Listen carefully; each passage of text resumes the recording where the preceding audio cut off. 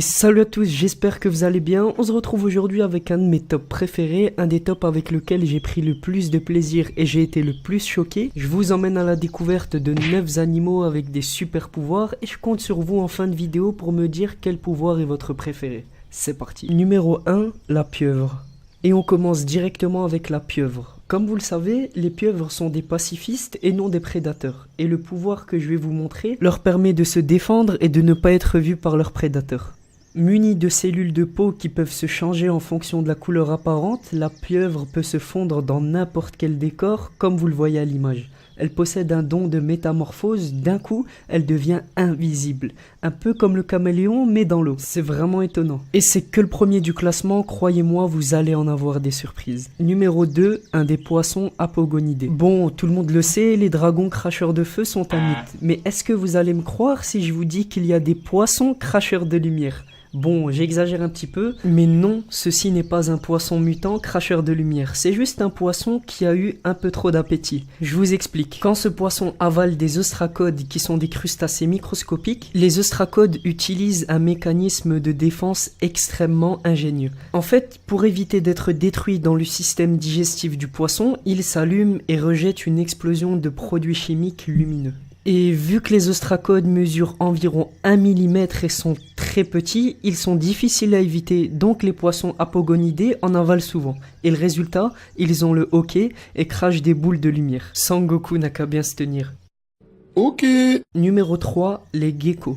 Les geckos sont des lézards pouvant remonter à la verticale quasiment toutes les surfaces, même les plus lisses comme le verre. Et depuis des décennies, les chercheurs inspectent sous tous les angles cet animal et on s'est finalement rendu compte que les pattes des geckos comportent des milliers de pieds microscopiques qui possèdent eux-mêmes environ 500 filaments encore plus petits. Et c'est donc par cette cause que l'animal peut grimper n'importe quelle paroi. Numéro 4, l'oiseau-mouche. Le colibri qu'on appelle aussi l'oiseau-mouche est le plus petit oiseau au monde et il ne vit qu'en Amérique. Il se nourrit de petits insectes et de nectar de fleurs. Enfin bref, ici on veut savoir quel est son super pouvoir. En fait, l'oiseau-mouche bat des ailes à une vitesse de 22 à 78 coups par seconde. C'est pourquoi il est complètement en lévitation et peut voler en avant, en arrière ou sur place et effectuer des voltiges impressionnants. Et un petit bonus, c'est le seul oiseau du monde qui peut voler à reculons. Numéro 5, le tarsier.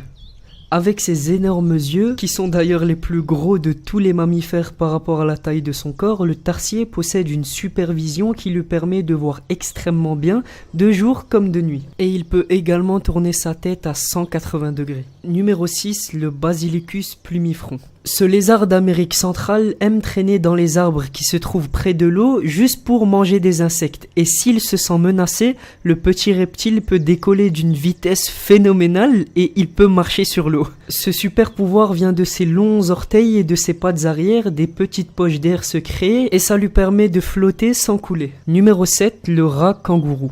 Je vais rien vous apprendre, mais nous les humains, on peut pas survivre plus de 3 jours sans eau.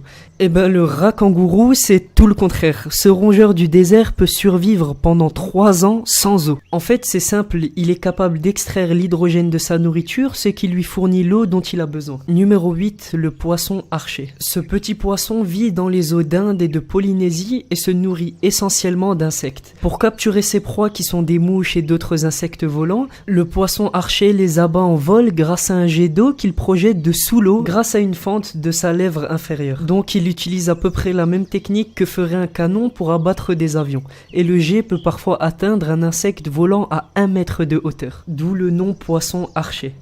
Numéro 9, la fourmi.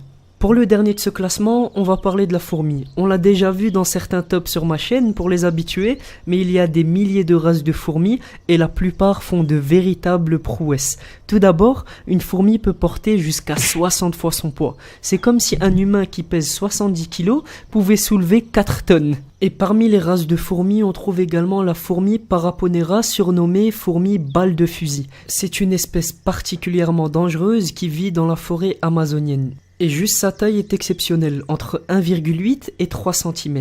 Et sa douleur est si intense qu'on la compare à celle d'un coup de fusil et elle dure généralement plusieurs heures. Dans certaines tribus d'Amazonie, le rituel de passage à l'âge adulte consiste à se faire piquer par plusieurs de ces fourmis en même temps en enfilant une sorte de gant qui en est rempli. L'objectif, rester le plus droit possible. Même si je l'avais déjà mis dans un top, je vous mets la vidéo d'un journaliste qui a essayé ce rituel et qui a très vite regretté.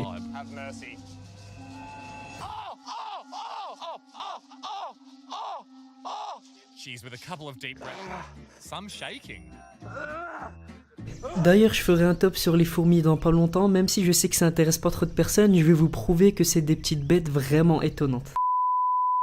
C'était tout pour moi, j'espère que ce top t'a plu. Si c'est le cas, n'hésite pas à lâcher un pouce en l'air, à mettre un petit commentaire de soutien, et on se dit à très bientôt pour un tout nouveau top. À la prochaine.